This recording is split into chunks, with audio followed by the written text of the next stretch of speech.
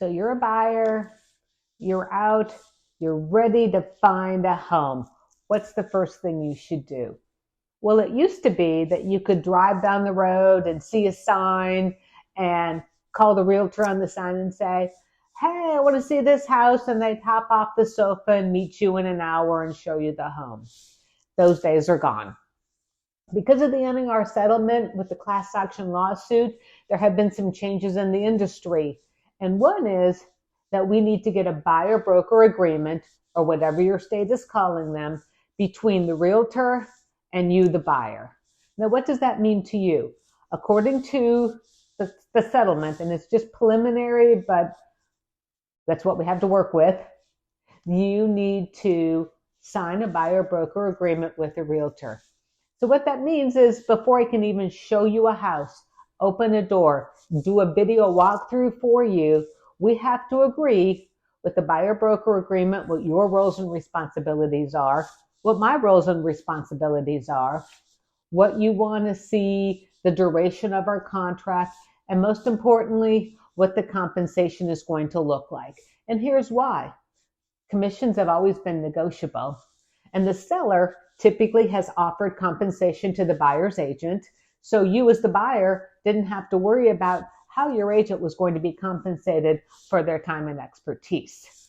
Now, there are some sellers that aren't offering any compensation at all to the buyer's agent or a reduced amount. So that's why before you even go into the house, you as the buyer and me as the realtor need to sit down and have that discussion. We'll discuss again roles and responsibilities, compensation, what that looks like, duration, and what you want to do. In addition to that, we need to get you to a lender. We need to get you pre-qualified. So really what we're doing is doing all the work up front before we even go shopping. Because when you're pre-qualified, it's really formal. They're going to pull your credit. They're going to do a hard pull on your credit. They're going to ask for your bank statements. They're going to ask for your pay stubs. They're going to send you through underwriting so you know before you get in my car what price range you're comfortable in. And in addition to that, you're going to understand how much you need to bring to the closing, because typically closing costs, if you get a loan, run about 3% of the purchase price of the house. So you'll know how much you need to bring to the closing table. You will have decided on your loan product because you'll decide whether it's FHA or VA or a conventional loan, which tells you how much you have to bring as a down payment for that particular loan. And then, as we discussed, if the seller's not providing any compensation, we'll have that conversation with the lender, how that can be structured. So those are some of the new rules that are coming up. So I think it's a good thing because it allows you and I to create a relationship before we even go to the house, and we make sure that you're a qualified buyer. We're looking in the right price range, right? The seller's not cleaning up the house only for you to discover that you're shopping outside of your price range. So I think that makes it a little bit more professional. Also, we're going to do all the work up front by establishing a relationship, getting you to a lender, and having all that conversation. So all we have to do in the end is go shopping. Now, here's a little overlay, and this is going to be new, starting again on August 17th, is because commissions are not allowed to be published in the multiple listing service. But I, as an agent, could put a sign writer. I can do, skywriting. I can have a sign twirler up front.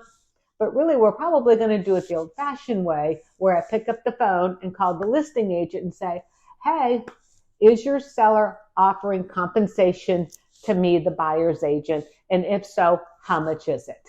So if you've told me these are the 6 houses I want to see, I'll call those 6 listing agents and I'll find out what the compensation is that the seller is offering. And from there, we're going to decide whether you want to see those homes or not, because one could offer X, one could offer Y, one could offer Z. And so we'll have that discussion. If this is the house that you have to have, what does that mean to you as far as closing costs and compensation to me? Now, I'm not saying that I'm a greedy realtor, because I'm not. I've been doing this for a long time, but I do have some value within the process that needs to be recognized. Yes, I said that out loud. So Again, it's going to open up more dialogue between me as the realtor and you as the buyer. And it's going to give you the opportunity to say yes or no to the different homes that you want to see. And again, we'll be more prepared to make an offer. One more thing, just because the seller says they're not offering compensation or a certain amount that we agreed upon, that doesn't mean we can't offer it within the scope of writing an offer. So my name is Penny Rafferty.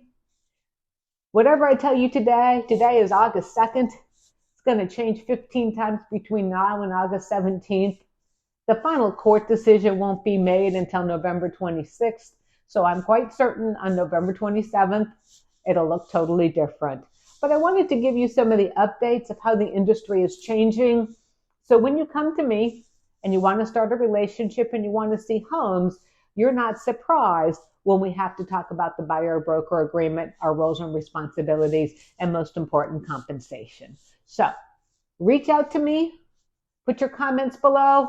One more thing, don't say anything silly like, I'm just going to go to the attorney and have him write the contract. That is the smallest part of what we do. And there's a whole lot more that goes on behind the scenes that I'm quite certain an attorney is not going to do for you. And if you think you're going to go to the listing agent, and that's fine, but not all states allow dual agency, meaning that I get to represent both the seller and the buyer. Not all states allow that. It's state specific, so make sure you understand your laws. And at the same time, if you go to the listing agent, they still have to sign a buyer-broker agreement with you before you can see the house. So don't be silly and put that comment below. Reach out to me. I'm happy to give you more details on this settlement as we go along. It's going to change the face of real estate, and I think it's going to change the face of real estate for the better, making it more professional. Hope you're having an awesome Friday.